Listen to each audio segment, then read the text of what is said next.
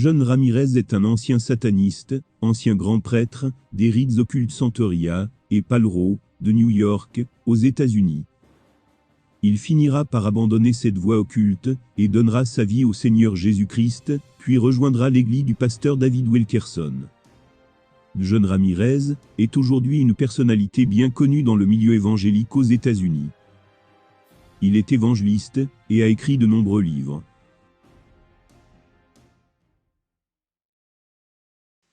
Et celui-ci est supposé être Michel, l'ange gardien. Ce que c'est, ce n'est même pas Michel, vous le savez. Et regardez, Santeria. Toute la sorcellerie. Et ça c'est la chose que j'avais, Caldero. Ça c'est Caldero. Vous vous souvenez dans le temple, le tabernacle, oui, où les gens rencontrent Jésus, où ils doivent rencontrer Jésus. Ça c'est le tabernacle du diable. Le tabernacle du diable. J'ai grandi dans un quartier où j'ai été témoin de mon premier meurtre, en allant chercher du lait. C'était à 3 mètres de moi. Ils ont tiré sur le gars 7 fois. Tiré sur lui 7 fois. C'était un jeune garçon. J'ai vu des meurtres, après meurtre, après meurtre. Pour survivre dans les rues du sud du Bronx, vous devez être un tueur, un assassin. Vous devez être intelligent et malin. Du côté de mon père, il n'y avait que des sorciers et des sorcières. Nous étions immergés dans la sorcellerie. Nous avions un contrat, fait directement avec le diable lui-même. Je me rappelle que quand j'étais plus jeune, entre 8 et 9 ans, j'allais dans cette pièce, pour adorer le diable, et je pouvais sentir la présence du diable, qui venait dans la pièce, et mon père qui était en train d'adorer, parlait en langue démoniaque. Et il adorait, il mettait des fleurs, des bougies, mettait de l'eau de 19h à 5h du matin. J'étais emmené dans des loges démoniaques, dans des temples de sorcellerie. J'étais formé pour devenir un sorcier. J'étais entraîné par des sorcières qui étaient dans l'occultisme depuis 30, 40, 50 ans. Ils m'ont appris comment parler aux principautés, aux esprits sur le terrain, au diable lui-même. Vous ne pouvez pas parler au diable directement. Vous devez gagner le droit de le faire. Et le premier massacre qu'ils ont fait dans mon quartier était dans cette maison juste ici. Le mari a poignardé sa femme 52 fois et lui a coupé les oreilles. Et ensuite mon frère et moi, on errait avec sa fille. Et nous sommes venus à la maison pour la raccompagner chez elle. On est entré par la porte ici, et la fille a retrouvé sa mère, taillée en pièces, ici, dans cette maison. J'étais dans la cour de l'école en train de jouer avec quelques amis, et un pasteur est venu. Il y avait ce groupe qui est venu, et ils ont commencé à jouer des chants. Les gens ont commencé à se rassembler au milieu de la cour de l'école. Il y avait une atmosphère incroyable, une joie incroyable, pour moi qui venais d'un foyer brisé. Ce pasteur est monté sur l'estrade, et parlait de certaines histoires de la Bible, de certains livres de la Bible. Il parlait de comment Dieu aimait tout le monde, ce genre de choses. Et pour la première fois, j'ai été vraiment captivé. Peut-être que Dieu m'aime, peut-être que Dieu me veut, peut-être que Dieu veut ma famille, peut-être que Dieu veut toucher moi et ma famille, peut-être qu'il veut changer ma famille complètement. Je me suis dit que je désirais cela, expérimenter cette chose venue sur mon chemin. Et c'était la première fois de ma vie que je sentais cet amour incroyable. C'était indescriptible. Ce pasteur est descendu de l'estrade, et est venu prier pour les gens, toucher les gens. Alors je me suis dit, intéressant, c'est mon tour. Il va me toucher. Jésus va m'accepter, Jésus va me montrer ce qu'est l'amour. Et ce pasteur m'a passé outre. Il ne m'a pas touché. Il n'a pas posé les mains sur moi. Il est allé au bout de la ligne, et quand il est revenu, il m'a dépassé, et a touché une autre personne. Je me suis alors dit que Jésus ne m'aimait pas. Mon père ne m'aime pas, Jésus ne m'aime pas. On vient d'une famille brisée. Jésus doit aimer le fait que ma mère soit battue. Il aime le fait que mon frère et moi allions au lit affamé. Il aime le fait qu'il n'y ait pas de chauffage dans notre appartement. Il aime le fait que quand nous allons à l'école, nous sommes rejetés. Donc ce Jésus, il est comme mon père, il n'y a aucune différence, il est comme mon père. Je suis rentré chez moi brisé, je suis rentré chez moi triste. Et je me souviens qu'environ quelques semaines plus tard, 1 à 2 semaines plus tard, j'étais dans la cour de l'école, m'amusais et jouais, avec des amis à moi. Et j'ai entendu quelque chose tomber, heurter le sol. C'était un collier vaudou, avec beaucoup de couleurs.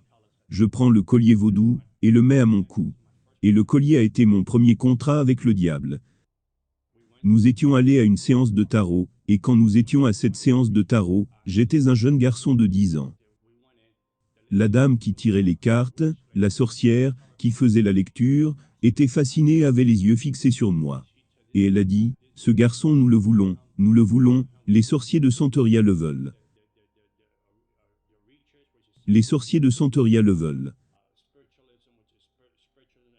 Ce spiritisme, qui est en réalité le culte des démons, le Santeria c'est en espagnol. Ils disent que c'est le culte des saints, mais c'est du mensonge. Ils le veulent, et si tu ne nous le donnes pas, il va perdre la vue dans 30 jours. Alors ma mère, qui était tellement désespérée, a vendu toutes ses affaires. Elle a vendu son lit, elle a vendu le mobilier de séjour, afin de réunir $250 pour faire ma première séance. Cette dame nous a tellement fait peur, que ma mère dormait désormais sur le sol. Elle n'avait plus de lit où dormir. Et parce qu'elle ne voulait pas que je perde la vue. Et ils m'ont initié au monde des ténèbres, au début de mes 10 ans. Et le premier contact, que j'ai eu à l'âge de 10 ans, c'est quand le diable est apparu. Et le diable est apparu, il a accepté le sacrifice de l'offrande de ma vie. Et ils ont mis 5 colliers à mon cou. Les 5 colliers représentaient des démons, des principautés en dessous de Satan. Ils les ont mis à mon cou, c'était le Santeria. Et ils m'ont dit qu'ils allaient être mes guides spirituels, les anges gardiens. Et qu'ils allaient gérer ma vie à partir de maintenant. Et ce bâtiment au coin de la rue, c'était quasiment abandonné. C'est dans ce lieu que mon frère et moi avions l'habitude de monter et descendre chercher l'eau à la pompe, cette pompe là-bas. Ce bâtiment avait été laissé à l'abandon. Quasiment plus personne ne vivait ici.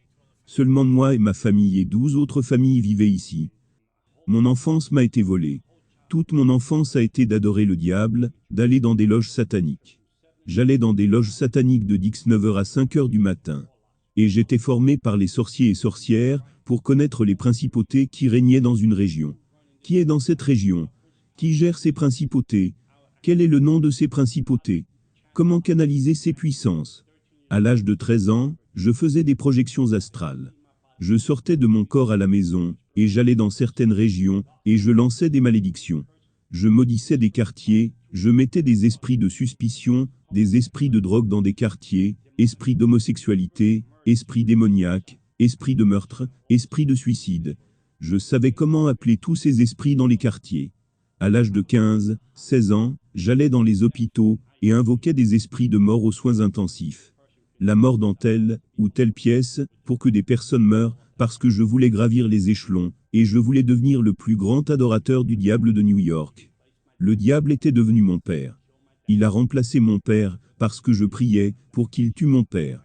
À l'âge de 33 ans, mon père s'est fait tirer dessus, en pleine face, dans une boîte de nuit, par une femme qui n'était pas la sienne, alors qu'il en avait une. Le diable l'a pris, et il m'a dit qu'il remplacerait l'ancien, pour que je lui appartienne.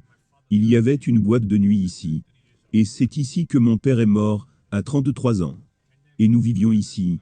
Et quand j'avais 11 ans, il y avait un magasin juste ici, au coin de la rue. Et le gars s'est fait tirer ici dans la rue juste ici. Le gars s'est fait tuer, pendant que j'allais chercher une bouteille de lait.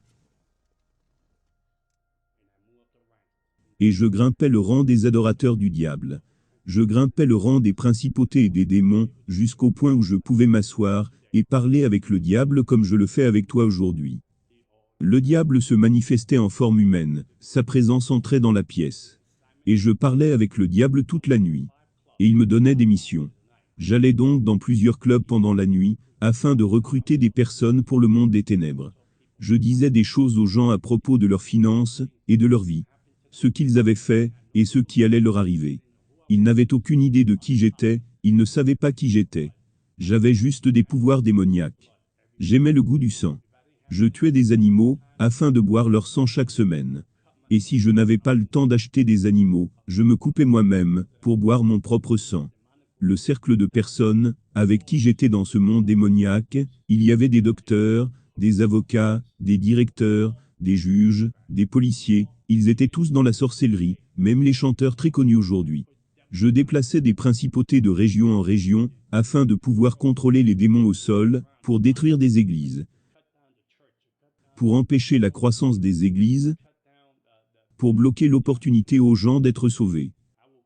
Je rentrais saoul dans une boîte de nuit, j'étais à moitié possédé en étant saoul. Je m'arrêtais au milieu de la rue, et je disais à Dieu, descends, tu en veux? Tu veux que je te frappe au visage? Tu veux que je te crache au visage? Descends et tu verras. Je me suis marié à Halloween. J'ai eu un mariage démoniaque durant Halloween. Tous les démons et principautés de différentes parties du monde sont venus à mon mariage. Aucun être humain n'est venu, ils étaient effrayés de venir à mon mariage. Donc j'ai eu un mariage dingue, j'ai envoyé des invitations, mais personne n'est venu. Du coup il n'y a eu aucun cadeau de mariage. Mais les démons sont venus, et ont baptisé mon mariage. Donc ma femme était une sorcière, j'étais un sorcier, et quand ma fille est née, je l'ai formée pour devenir une sorcière elle aussi. Je me rappelle la première fois, quand j'allais faire un sacrifice humain. Le diable était assis à la place du passager dans ma voiture, et m'a dit « Tu m'aimes ?» J'ai répondu « Bien sûr je t'aime ». Il m'a dit « Tu vois, il y a un gars sur le toit, qui essaie de t'attraper. Il va essayer de te voler ton argent, et te faire du mal. Si tu m'aimes, tue-le. » Donc je me suis rendu sur le toit, je vivais au 12e étage de cet immeuble, je m'en souviens. Quand je suis arrivé en haut, je me souviens que cet homme descendait des escaliers. Cet homme faisait 2 mètres de haut, et devait peser dans les 100 kilos. J'étais à moitié possédé, j'ai senti un démon entrer en moi, je n'étais plus moi. Donc j'allais le traîner jusqu'à mon appartement, et lui trancher la gorge, parce que j'avais un chaudron qui devait peser plus de 50 kilos, et à l'intérieur 9 machettes, et des couteaux avec lesquels je faisais mes sacrifices d'animaux. Et quand j'ai voulu attraper l'homme, il m'a filé entre les mains, et il a disparu. Il a descendu les escaliers.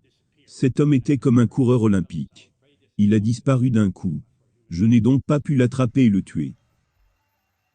Des personnes ont dessiné ces graffitis ici. Là, c'est un démon.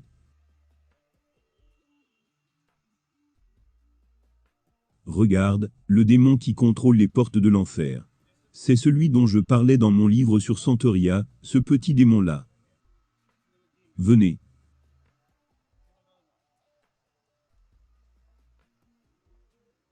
C'est le démon qui gère Haïti, la principauté au-dessus d'Haïti. Là-bas, c'est la principauté au-dessus de l'islam. Regarde ça, la trappe pour piéger les gens. La vérité. Tu trouves ça drôle? La vérité vous rendra libre.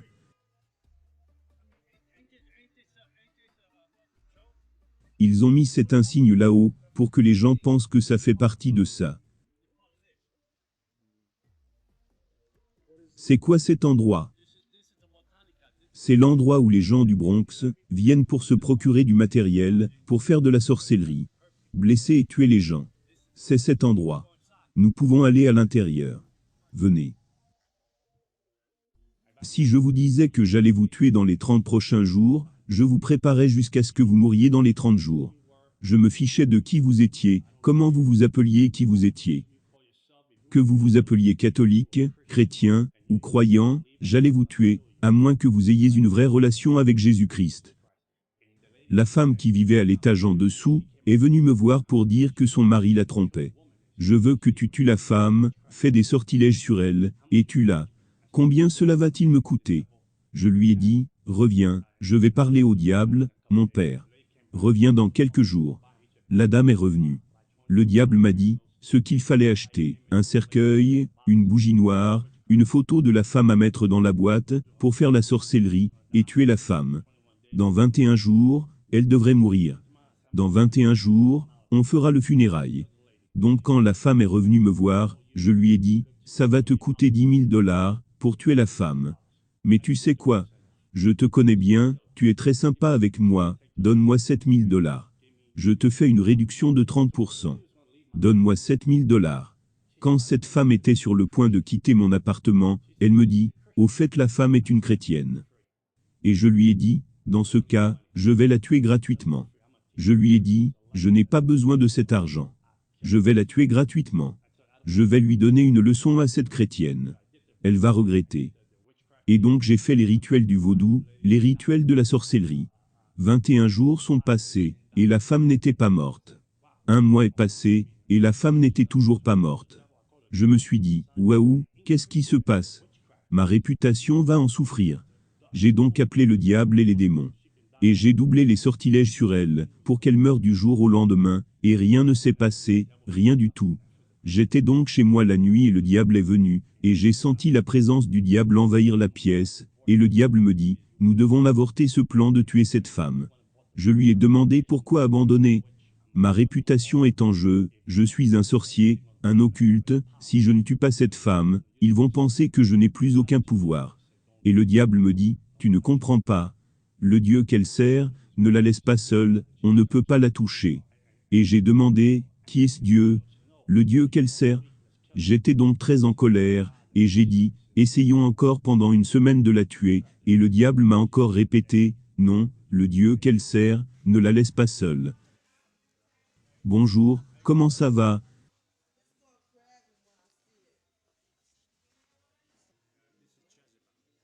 Ça c'est Jézabel dans leur religion. Voilà comment ça fonctionne.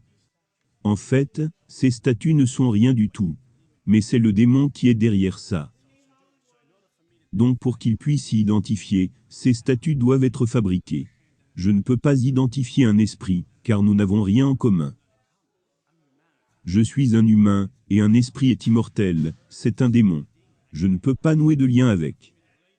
Et donc pour pouvoir le faire, je me sers de ces statues, afin de m'identifier en elles. Elles ressemblent à des êtres humains, et il y a une histoire derrière la personne qui représente la statue. Et donc je peux m'identifier, et les démons peuvent passer au travers. Vous comprenez? La même chose pour ces statues-ci. Et ensuite ils se donnent des noms, des dates, et des anniversaires, qui peuvent être piégés par les forces démoniaques, les forces occultes. Ce sont des pièges pour les Indiens, et ces statues sont visées comme un camouflage pour leurs pratiques démoniaques, leur religion démoniaque. Il n'y a rien ici qui soit saint. La seule chose qui soit sainte ici, c'est l'endroit où je me tiens. Qu'est-ce qui se passe dans cet endroit? Ici, dans la boutique, ils font de la sorcellerie, du vaudou, des sortilèges parce que ces démons veulent que vous achetiez l'une de ces statues pour que vous rameniez un démon à la maison. Regarde par là, des prières sélectionnées. Ils te font croire que tu pries Dieu. Regarde, j'avais l'habitude d'utiliser ces livres. Prières sélectionnées, pour prier. Ils te font croire que tu fais des prières à Dieu, mais ce n'est pas Dieu que tu pries. Il n'y a rien de chrétien, rien de biblique. Il y avait un livre à New York, en Amérique. J'étais la 3e personne à mettre la main là-dessus. Il y a des symboles de différents démons dans ce livre, différentes principautés, différentes façons d'amener les gens à la sorcellerie. Et ce livre, personne n'a de copies originales de ce livre. Vous ne pouvez pas avoir la copie de ce livre à moins que le diable ne le signe pour vous. Et j'étais la 3e personne à recevoir ce livre.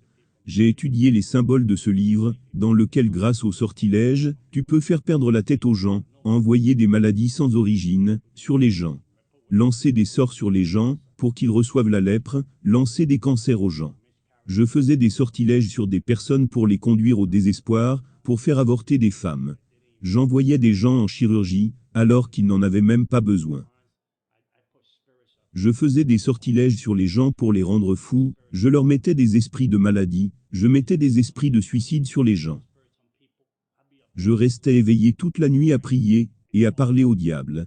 Alors que pendant ce temps, les chrétiens ne peuvent même pas aller à l'église pendant 1 heure. Alors que des chrétiens ne peuvent même pas prier pendant 1 heure. Le monde spirituel est plus réel que le monde visible, et nous échouons à le réaliser. Et tout ce qui n'est pas couvert par Jésus-Christ, est une cible facile à abattre. Les athées, je peux les tuer facilement. Ils sont faciles à tuer. Les témoins de Jéhovah sont faciles à détruire. Les mormons sont faciles à détruire. Les gens qui racontent partout qu'ils ne croient pas au diable, ils sont faciles à détruire, car ils ne cherchent aucune aide spirituelle. Je me rappelle une fois à New York, le groupe de Nicky Cruz était venu dans mon quartier. Ils faisaient des stops en voiture, venaient chanter des louanges, prêchaient la parole, et allaient dans un autre quartier faire la même chose. Je me suis mis à attaquer ce groupe, à vouloir les mettre hors d'état de nuire. C'étaient des gamins, ils avaient 17, 18, 20 ans. Je me suis dit, mais comment osent-ils jouer cette musique horrible dans mon quartier? Cette musique qu'ils appellent louange, cette musique dégoûtante qu'ils jouent dans mon quartier. Je vais détruire ces jeunes garçons. Quand je suis arrivé à l'endroit où ils étaient, il y avait un mur de feu autour d'eux. Je ne pouvais pas y entrer pour leur faire du mal. Il y avait quelque chose qui me repoussait. À chaque fois que j'essayais de leur lancer des forces démoniaques, quelque chose me repoussait. J'étais incapable de toucher ces gamins. Et je me suis dit qu'il y avait quelque chose ici, qui n'était pas normal. Quelque chose d'anormal. Donc je suis allé, je les ai laissés tranquilles. Et je me suis dit ok, ils ont gagné ce premier round. Donc il y a forcément des esprits ici qui nous observent. Oui, bien sûr, bien sûr. Ils nous observent, mais sommes-nous protégés? Nous sommes protégés par le sang, mon frère. Il n'y a rien de comparable au sang de Jésus. Amen. Ils savent qu'ils ne peuvent pas nous toucher. Ils voient ce qu'on a, nous avons une barrière de protection autour de nous. Et on peut marcher dans cet endroit. On pourrait chasser les démons de cet endroit, on pourrait détruire cet endroit au nom de Jésus, et le diable ne pourra rien faire. J'avais beaucoup d'argent, beaucoup de belles voitures, beaucoup de belles femmes, j'avais tout, je vivais dans le monde. Mes voisins, mon voisinage était terrifié de qui j'étais. Ils se disaient, vous confrontez ce type, votre famille va mourir, si vous confrontez ce type, il n'aura pas besoin de pistolet, il tuera votre famille durant son sommeil. Mon père était incroyable. Il m'a donné des pouvoirs au-delà de ce que je pouvais imaginer. Il m'a donné des pouvoirs au point que les gens avaient peur de moi. La police me craignait, la sécurité dans mon quartier me craignait, les gens que je connaissais m'appelaient le fils du diable. J'ai mis des chrétiens à terre, les empêchant de prier. Ils étaient sans puissance. Ce n'était pas que Dieu n'est pas tout-puissant. Comprenez-moi bien, Dieu est tout-puissant, mais c'est le récipient qui est faible. Le récipient n'a pas de vie de prière. Sa vie de prière n'a pas de vie de jeûne, et il n'a aucune relation personnelle avec Dieu. Il y a une forme de piété dans la personne, mais aucune puissance. La personne est faible, la personne n'a rien qui bouge dans sa vie. Elle a une Bible, de beaux costumes, de beaux habits, mais il n'y a aucune connexion avec Jésus-Christ. Parce que tu es en dehors de sa volonté, en dehors de ses promesses, et en dehors de son plan divin. Alors je t'ai. Tu deviens ma possession. Je t'ai comme esclave. Je te brise. Je te jette des sorts. J'ai continué à faire ça sur des chrétiens, et encore, à des familles, à des églises. Je pourchassais à mort tout ce qui représentait la croix de Jésus-Christ. C'est un endroit très démoniaque. Donc cet endroit a un effet sur tout le quartier? Oui, bien sûr. Cet endroit et toute cette région sont sous contrôle, c'est le trône du diable. Nous venons juste de quitter le trône du diable. Ce trône est là depuis les années 80. Et il dépense 100 ou 200 dollars pour acheter toutes ces choses. Ils sont ruinés, ils sont sous assistance publique, mais ils ont quand même assez d'argent pour acheter ces déchets.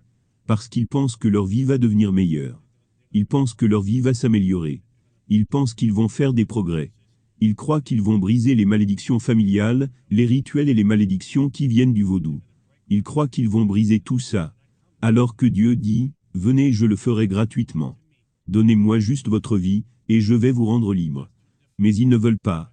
C'est trop difficile pour eux, c'est trop compliqué pour eux.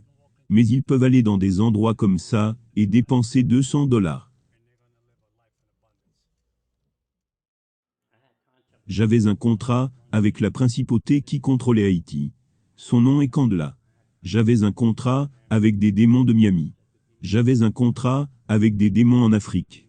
J'avais aussi des contrats ici, avec les démons de New York. La principauté qui contrôle le carré, à la 42e rue. Ici, à la 42e rue, c'est une principauté différente, qui contrôle les rues ici, dans ce quartier. Je n'avais aucune conscience. Je me rappelle avoir ensorcelé mon frère, et l'avoir mis en prison pendant 5 ans. Mon propre frère de chair et de sang. J'ai fait des sortilèges pour le mettre en prison pendant 5 ans. Mon autre frère qui était aussi un occulte, est venu une fois chez moi, en colère. Et un démon a sauté sur lui. Il est sorti de la maison, car il ne pouvait pas supporter la douleur qu'il a reçue à l'estomac. Ma mère peut témoigner de cela. J'ai fait tellement de rituels sur mon corps. Tellement de rituels sur mon corps. Le dernier rituel que j'ai fait, j'avais vendu mon âme au diable. Et au cours de la cérémonie, je devais boire le sang d'un animal, avec de la poudre à canon. Ça s'appelle Sansi. C'était une cérémonie haïtienne et de français. Vous faites cette cérémonie avec un démon. Et quand je vais chez les gens pour manger, ils ne peuvent pas ensorceler la nourriture. J'ai fait toutes sortes de cérémonies que vous pouviez imaginer. J'allais dans les loges sataniques. Et chaque année nous avions une réunion. Une réunion secrète. Tous les sorciers et sorcières venaient à cette réunion pour décider quelle principauté serait invoquée pour contrôler la région. Nous étions mieux organisés que des églises. Le royaume des ténèbres était mieux organisé que des églises de Jésus-Christ. Nous savons comment faire des cérémonies. Nous savons comment préparer les choses avant la fin de l'année, afin de nous préparer pour la prochaine année. Alors que les chrétiens ne peuvent pas aller à l'église et prier pendant 1 heure. Pendant que les chrétiens ne peuvent pas avoir une relation continue avec Dieu. J'ai même pris une année sabbatique de sorcellerie. Et le diable m'a puni, et m'a rendu aveugle pendant 1 an. J'étais complètement aveugle pendant 1 an. J'étais enregistré à l'association pour les aveugles. J'étais totalement aveugle. J'étais entraîné à utiliser un chien guide. J'étais entraîné à utiliser un de ces bâtons pour marcher dans la rue. Ma mère a pris soin de moi pendant 1 an. Ma vision était devenue noire, et un brouillard était venu dans mes yeux, j'étais aveugle complètement. Et quand j'ai redonné ma vie au diable, après cette opération chirurgicale, le diable m'a redonné la vue. Et je pouvais voir de nouveau. Ça a été ma punition pour avoir pris 1 année de repos. Le diable m'a dit, tu veux 1 année de repos? Je t'en donne une. Et il a pris ma vue. Et ça, c'est le monde dans lequel je vivais. Si vous désobéissez au diable, il vous tue, et tue votre famille. Il y a une peur qui vous terrifie au-delà de toute mesure, que vous ne pouvez pas quitter sa religion. Vous ne pouvez pas quitter la Santeria. Vous ne pouvez pas quitter Palémioub. Le docteur ne pouvait pas expliquer comment j'avais perdu la vue. Pendant ce temps, quand le chrétien agit mal, et qu'il pêche, la seule chose qu'il trouve en retour, c'est juste la grâce et le pardon. Quand tu es avec le diable, et que tu fais quelque chose qu'il n'aime pas, il tuera un membre de ta famille. Je me rappelle comment le diable a averti cette femme en disant, tu ne dois plus rester avec cette personne. Mais elle n'y a pas prêté attention, parce qu'elle était devenue amoureuse. Un démon a possédé un SDF, au coin de la rue, il a pris un marteau, et l'a frappé 17 fois sur la tête, et l'a tué. Un jour, j'étais assis chez moi. C'était incroyable, j'étais revenu d'une boîte de nuit, la nuit précédente. J'étais assis à la maison, et je regardais l'émission Jerry Springer. Une émission dingue. Les gens se frappent et s'insultent. Je prenais plaisir à regarder ça et je rigolais. Pour la première fois, j'ai entendu une voix qui m'a dit, « Fils, je reviens bientôt. Que vas-tu faire de ta vie ?» Une voix audible, qui avait traversé la pièce. Et j'ai pensé que c'était la télévision qui me parlait. J'ai réalisé ensuite que non, cela ne vient pas de la télé, car les gens se tapaient les uns sur les autres. Je connaissais la voix du diable. Je m'asseyais avec le diable, comme je suis assis devant vous aujourd'hui. Il pouvait venir dans une forme humaine, ou entrer dans la pièce, et l'atmosphère allait changer. Je savais alors qu'il était là avec moi, il parlait à ma conscience. Je connaissais cela, je le connaissais, comme vous connaissez le revers de votre main. Je connaissais tous les démons, toutes les principautés qui contrôlaient des régions, qui contrôlaient des choses en Amérique, des choses au Canada. Je connaissais toutes les principautés qui contrôlaient des domaines, l'occulte, le Wicca, le New Age, le bouddhisme, l'islam, le Santeria, le spiritisme. Je connaissais toutes ces principautés. J'avais un contrat avec elles, avec toutes ces principautés. J'avais des accès directs à toutes ces principautés, et les démons au sol. Le diable, Jézabel. Je connaissais des démons, dont je ne vous dirai même pas le nom, car vous allez me demander, qui sont-ils? Je les connais tous par leur nom. Et cette voix était différente des autres voix. Quand j'ai entendu cette voix venant de nulle part, cette voix provenait comme de l'air. J'ai été choqué. Puis j'ai eu une vision de l'autre côté de l'appartement. Le ciel était en feu, et je voyais les gens sous le ciel, en train de courir, cherchant un abri, mais il n'y avait pas d'endroit où se cacher. Donc j'ai eu la vision, cela m'a secoué. En ayant cela en pensée, je me souviens que je suis allé dormir, dans un profond sommeil. Et je me retrouve dans un train plein de personnes. Je n'arrive pas à croire, je suis dans un train avec plein de gens. Et ce train allait aussi vite que vous ne pouvez l'imaginer. Il n'existe rien d'aussi rapide sur la Terre, et il a terminé en enfer. Jésus-Christ m'a emmené en enfer, et quand je suis arrivé en enfer, les portes se sont ouvertes. Il y a eu une claque, un écho indescriptible, et les portes se sont ouvertes. Puis de la chaleur venant de nulle part. Je sentais que j'allais suffoquer à cause de la chaleur, et je suis sorti du train. Et les gens dans le train avaient toutes sortes de visages, et tu pouvais voir la peur sur les gens. On pouvait sentir l'impact de la peur sur les personnes dans le train. Qu'ils allaient dans un lieu d'où ils ne reviendraient jamais. Et l'endroit était confiné. Je me suis dit, je ne veux pas mourir ici, je ne veux pas. Ce n'est pas pour moi. Je ne suis pas né pour être dans cet endroit. Je me disais cela. Je ne suis pas né pour être ici. Donc j'ai essayé de trouver un tunnel en enfer. Je voulais trouver un tunnel qui me conduirait à une porte, ou peut-être une fenêtre, ou peut-être qu'il y a un passage quelque part, par lequel je pourrais m'échapper, et retourner à la réalité. Mais il n'y avait pas de passage. Je me rappelle que plus je m'enfonçais dans le tunnel, plus la souffrance, la peur m'envahissait. Comme si tu portais une tunique. La peur t'agrippait. C'est quelque chose que vous ne pouvez même pas contrôler. Vous n'avez aucun contrôle là-dessus. C'est quelque chose qui vous étreint et qui ne vous laisse plus partir. Je ne pouvais même pas voir ma main devant mon visage. Mais j'entendais des hurlements. C'était des hurlements. Comme vous savez quand des enfants et des animaux hurlent en même temps. Ce genre d'hurlement, c'est indescriptible. Et il y avait une chaleur et une odeur, comme certains égouts, et les poubelles de New York. Et je dirais pire que ça. Lorsque je suis arrivé dans une partie du tunnel, le diable est apparu.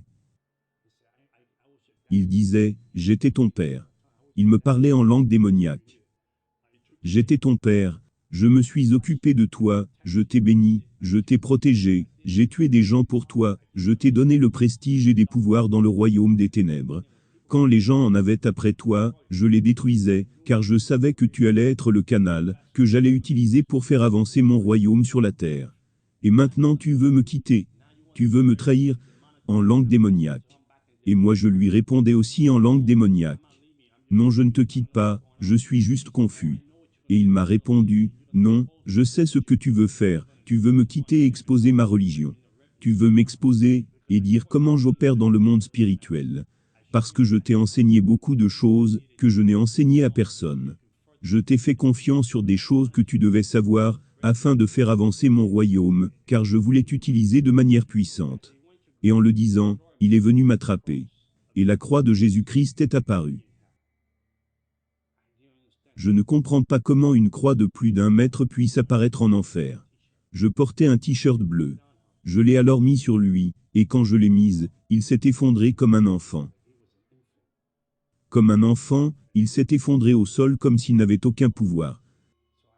J'ai alors saisi cette opportunité pour courir plus profondément dans le tunnel de l'enfer, en espérant qu'il y ait une porte. J'avais mon espoir, j'avais de l'espoir, et aucun espoir à la fois. Il n'y avait pas de porte pour sortir, et je me suis dit, c'est la fin. J'avais cette peur qui me saisissait, je n'avais jamais ressenti une telle peur, hantée de désespoir.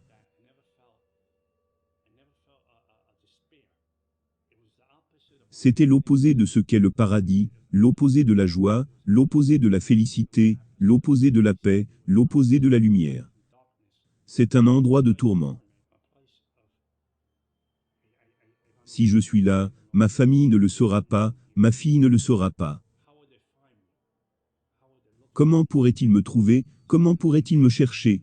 Donc, alors que j'avançais profondément dans le tunnel de l'enfer, pour trouver une fenêtre, une issue quelque part par laquelle je puisse m'enfuir, le diable est apparu de nouveau, en disant, maintenant nous allons te détruire. Alors je lui répondis en langue démoniaque, j'ai ces marques, ces contrats qui me protègent, et je vais te détruire. Il m'a répondu, espèce de fou, je t'ai donné ces marques, et avec ça je te possède, personne ne te possède sinon moi.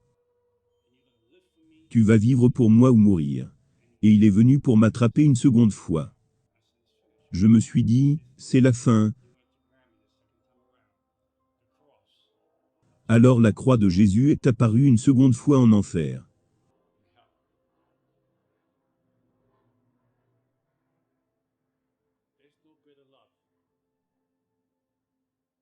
Il n'y a pas de plus grand amour pour la croix qui apparaît pour un pécheur comme moi, en enfer. Quand David dit « Je repose dans le séjour des morts », il sait que je suis ici. La grâce et la miséricorde sont apparues en enfer. La grâce et la miséricorde avaient un plan pour ma vie. Avec mes inqualifiables façons de vivre, démoniaques, égoïstes, arrogantes, j'étais en enfer. Alors que mon sort était réglé, Jésus-Christ m'a aimé. Il a dit, « J'ai un plan pour toi, je t'aime plus que tu ne peux l'imaginer. » Et il est arrivé en enfer. Quand je me suis réveillé, et que mon esprit est revenu en moi, je me suis levé, et je me suis mis à genoux devant Jésus-Christ. J'avais pour $100 000 de matériel de sorcellerie à la maison, et j'ai tout jeté. Je me suis débarrassé de tout ce qui avait un lien avec le monde des ténèbres. Les gens d'Haïti, les gens de Cuba, les gens de Miami et de New York ont dit, « Nous devons le tuer, car il en sait trop. Nous devons le détruire, et le tuer, car il en sait trop, et il n'est plus des nôtres. » Et ils sont venus pour me tuer. Ils ont fait de leur mieux. Et ils sont venus pour me tuer. Je dormais durant la journée, pour rester éveillé la nuit. Des démons sont venus me tourmenter pendant 30 jours, ils m'ont tourmenté pendant 30 jours. Ils me prenaient par la gorge, me sortaient hors du lit. La pièce devenait froide. Je suis allongé dans mon lit, et je sentais une autre personne allongée, à côté de moi, froide, je regardais comme ça et je pouvais sentir la présence. Le diable en personne dans mon lit. Pendant 30 jours, ces démons essayaient de me tourmenter, et d'arracher mon âme de mon corps. Ils essayaient d'arracher mon esprit de mon corps, et je tremblais la nuit comme jamais auparavant. Je priais. Je ne savais pas comment prier, alors je disais, « Jésus, Jésus, Jésus ».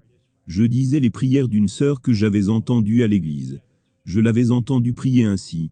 J'essayais d'assembler ces prières comme je pouvais, afin de combattre pour ma vie. Et un jour j'étais à l'église en train d'adorer, et j'ai demandé, « Seigneur, pourquoi laisses-tu tout ça m'arriver ?» Un jour Dieu m'a répondu, « Je voulais voir combien tu m'aimes. Je voulais voir combien tu me fais confiance. » Et jamais plus, je n'ai été tourmenté par le diable. Et je suis devenu un évangéliste pour Jésus-Christ. 14 ans à servir le Seigneur. Je ne changerai pour rien au monde. Et sur le boulevard Alléluia, au ciel, il y a la résidence de John Ramirez. Et un jour on dira, « Bienvenue à la maison, bon et fidèle serviteur. » Et je dis, qu'il n'y a rien de tel. Je ne parle pas de chrétienté, je parle d'une relation personnelle avec Jésus-Christ. Il est mon Seigneur. Il est mon commencement et ma fin. Aucune arme forgée contre moi ne prospérera. Je mourrai quand Jésus me dira de rentrer à la maison. Pas à cause d'un sorcier, pas à cause d'une personne, pas à cause du vaudou, d'une incantation, d'un sort, rien de tout ça ne peut me séparer de l'amour de Dieu. $100 000 de sortilèges, et vendu mon âme, des marques par-ci, des marques par-là. Mais la plus grande marque est ici, c'est l'amour que j'ai pour la croix. Il n'y a rien, comme la croix de Jésus-Christ, et je vous dis ça, je vais terminer avec ça. J'étais maudit, et je suis devenu béni, parce que celui qui était béni est devenu maudit pour moi. Et j'ai changé de père, et mon père domine sur l'univers. Il m'a aimé plus que je ne pouvais l'imaginer, et cet amour je peux maintenant le donner à ma fille. Ma fille aujourd'hui est une chrétienne née de nouveau, diplômée d'université, en master de psychologie. Et je suis sûr que Dieu va l'utiliser de grande manière, grâce à la formation que je vais lui transmettre, la bonne cette fois-ci. Et je sais qu'elle fera de plus grandes choses que son père, et avant que je ne quitte la terre, les gens sauront que John Ramirez était là, car il était un puissant serviteur de Dieu. Amen. Après avoir donné sa vie à Christ, John a rejoint l'église de Times Square, à New York. Il a été enseigné par le pasteur David Wilkerson, jusqu'à sa mort soudaine en 2011. John Ramirez est désormais un évangéliste pour Christ. Et voyage à travers le monde, pour prêcher et exposer les œuvres du diable.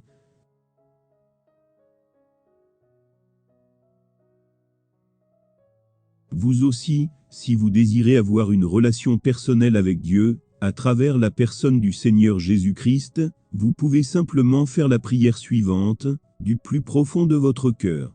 Dites, Seigneur Jésus-Christ, je reconnais que je suis une personne qui a péché contre Dieu. Je reconnais que c'est par amour que tu es mort à ma place, à la croix du Calvaire, pour me sauver. Pardonne tous mes péchés. Viens dans mon cœur et réconcilie-moi avec Dieu. Je t'accepte aujourd'hui comme mon sauveur personnel et mon Seigneur. Amen.